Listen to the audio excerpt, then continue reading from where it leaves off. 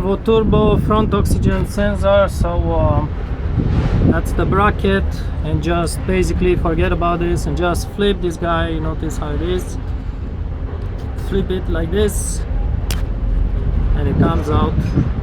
When you put it back, press it nicely and try to engage the thing on both sides, and maybe just press on it to be sure it's secured.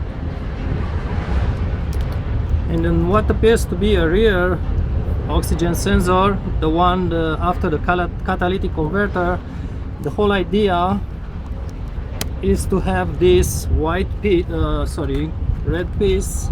Just insert a screwdriver on either side, flat one, just pry it out like this. Don't be too rough, and at some point it will disconnect.